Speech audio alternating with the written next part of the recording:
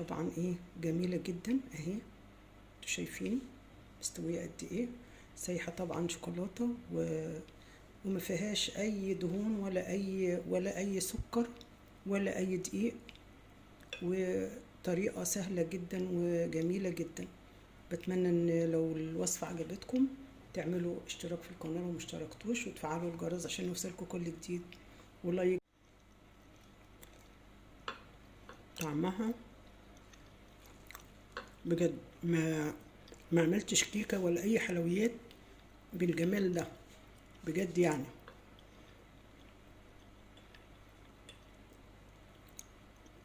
شكلي كده يعني كل ما اجي اعمل كيك ولا اعمل حاجة اعمل شوفان بالموز، لانه فعلا جميل جدا.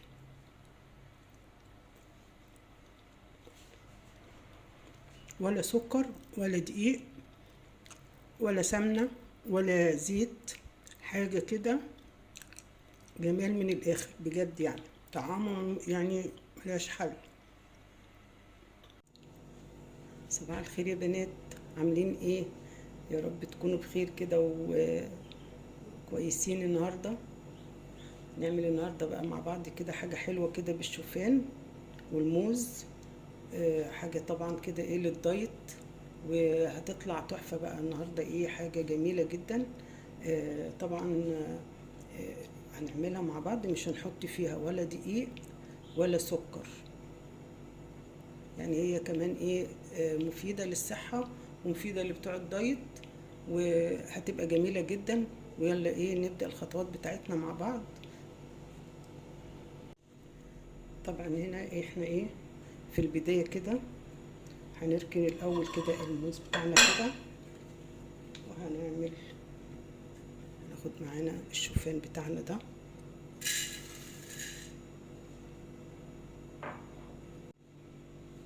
هنا انا عندي اللبن دفيته، لبن دافي.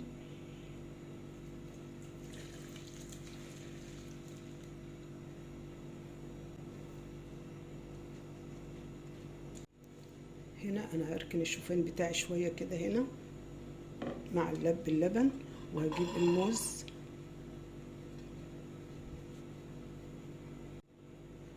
اقشر هنا الموز بتاعي كده.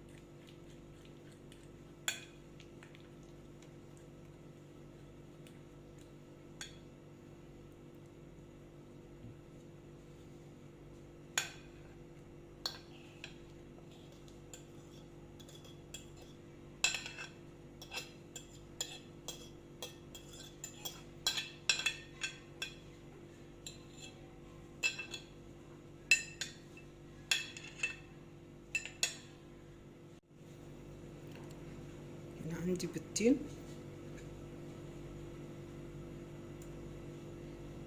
معلقتين كاملين.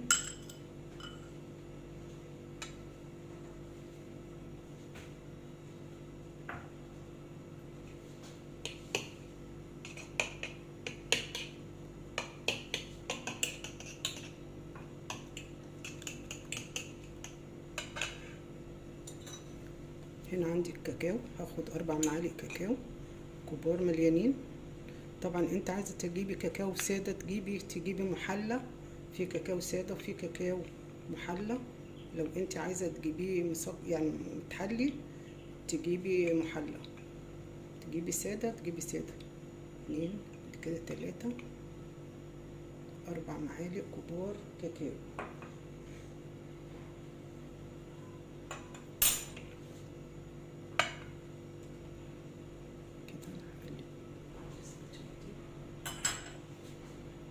لو انت عايزه بقى تحطي عسل نحل، عايزه تحطي سكر، ممكن. لو انت عايزه تحليها، لو انت عايزاها تسيبيها دايت ما بتحطيش ولا سكر ولا اي حاجه، ممكن تحطي عسل.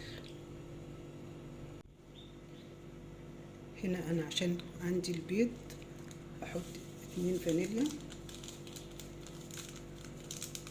يعني معلقه شاي فانيليا.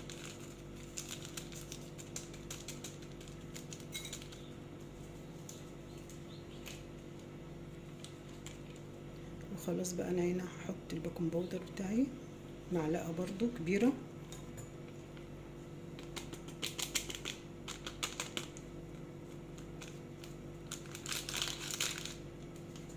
انا كنت واخده من الباكو ده يعني معلقه كبيره كده. انا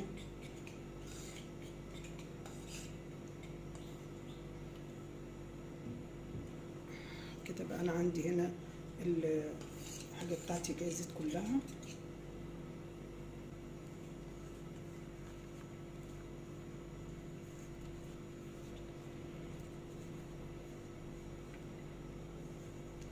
هنا الموز والبيض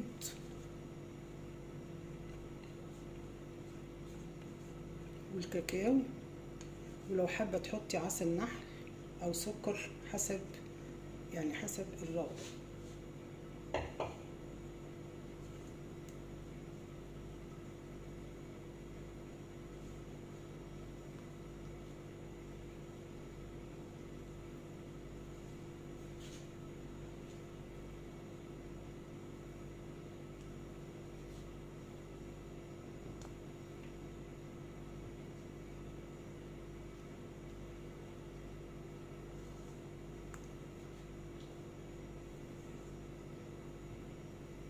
هنا انا بقى عندي جاهز كده، هجيب الصينيه بتاعتي واجهزها.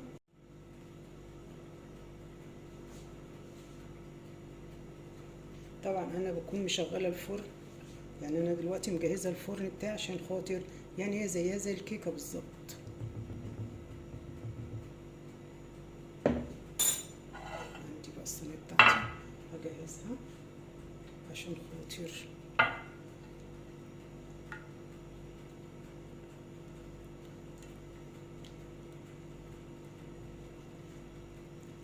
يبقى كل حاجه جاهزه معايا.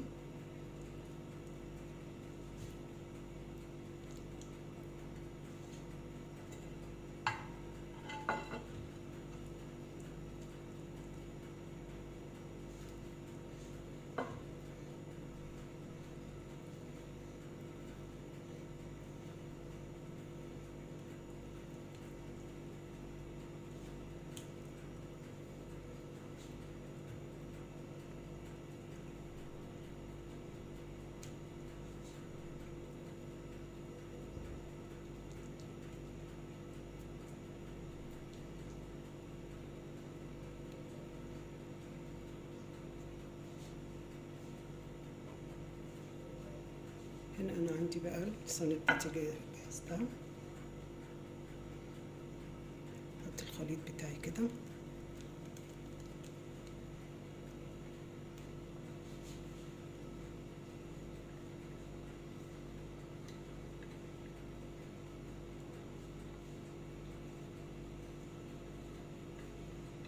دي طبعا عشان نشتريها من بره غالية جدا.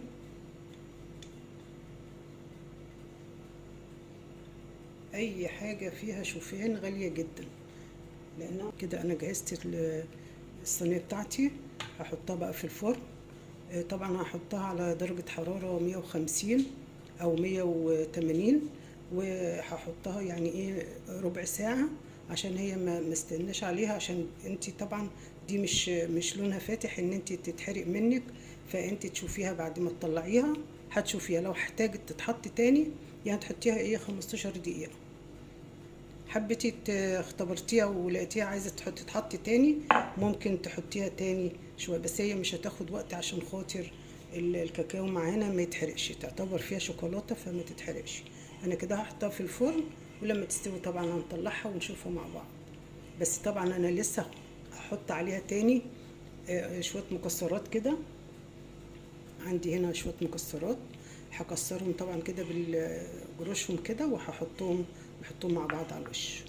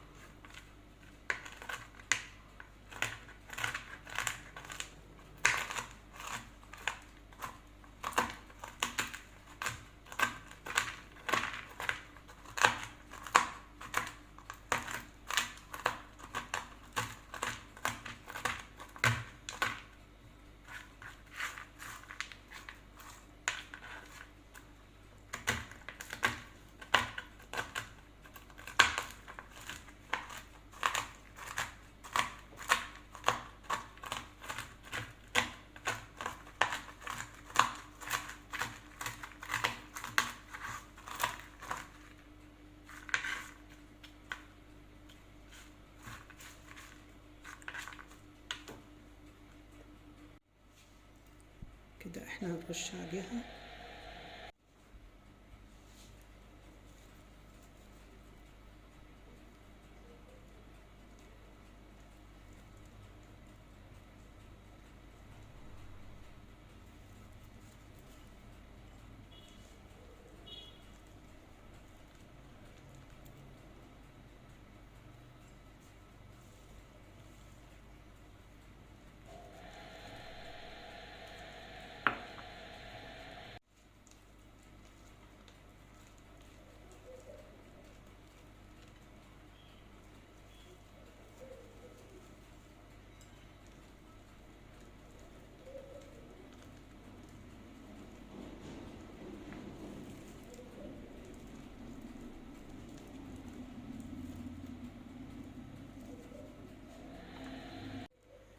كده بقى انا هحطها في الفرن، ولما تطلع من الفرن بقى هوريها لكم. احنا كده على بال ما الصينيه بتاعتنا تطلع من الفرن هنعمل معانا الشوكولاته بتاعتنا نجهزها.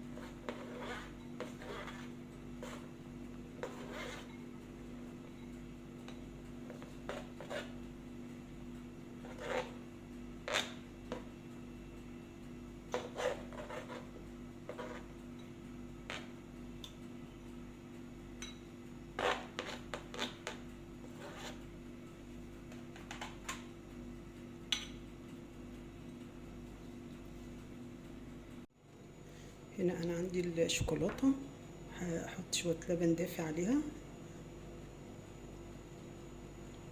كده عشان خاطر افككها بيه.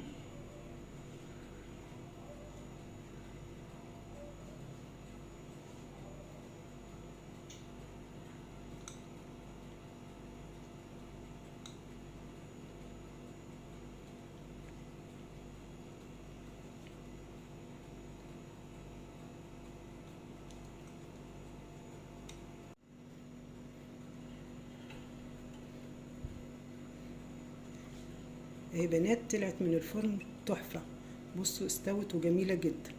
طبعا هي ايه، انا كنت بقول لكم هخليها ربع ساعه او نص ساعه، طبعا دي خدت معايا ساعه الا ربع. بس تخلي بالك منها عشان خاطر ما تتحرقش معاكي. كده استوت، احنا بقى كده ايه وصفتنا كده ايه بقى خلاص بقى، احنا نجربها بقى نشوف ندوقها.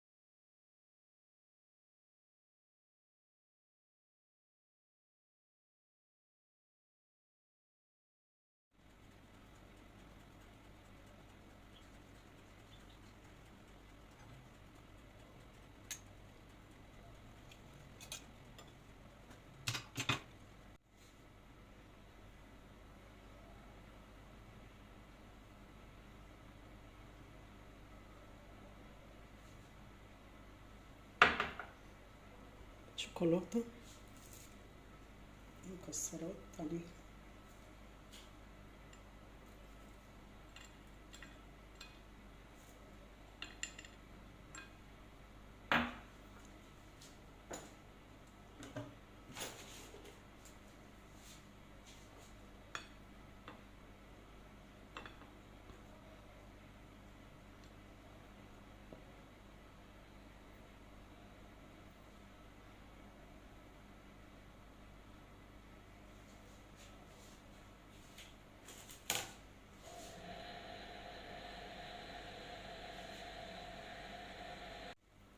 وبكده يا بنات احنا نكون خلصنا النهارده معانا وصفتنا النهارده. بجد بتمنى ان انتوا تجربوها، لان بصراحة تحفة. يعني ايه تحفة، ولا بتخلي يعني ما بتزودش في الوزن ولا اي حاجة. طبعا ايه جميلة جدا اهي، انتوا شايفين مستوية قد ايه. سايحة طبعا شوكولاتة وما فيهاش اي دهون ولا اي سكر ولا اي دقيق، وطريقة سهلة جدا وجميلة جدا. بتمنى ان لو الوصفة عجبتكم تعملوا اشتراك في القناة لو مشتركتوش، وتفعلوا الجرس عشان يوصلكم كل جديد، ولايك بقى للوصفة الجميلة دي. واتمنى تجربوها وتعملوا تاكلوا بألف صحة وعافية. تحفة طبعا.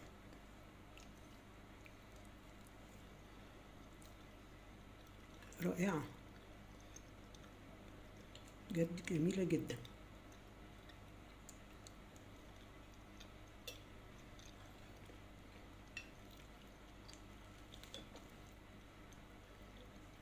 بسم الله.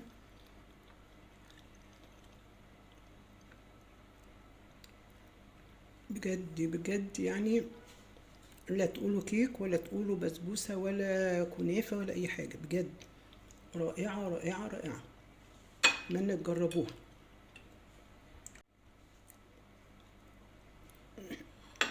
بجد خطيرة خطيرة خطيرة جدا.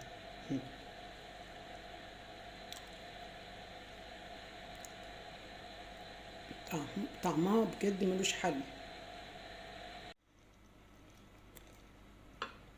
طعمها بجد ما عملتش كيكة ولا أي حلويات بالجمال ده، بجد يعني.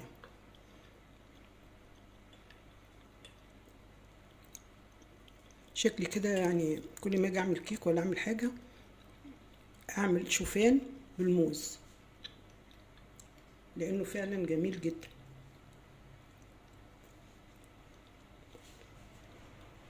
ولا سكر ولا دقيق ولا سمنة ولا زيت، حاجة كده جمال من الاخر بجد يعني. طعامه يعني ملهاش حل.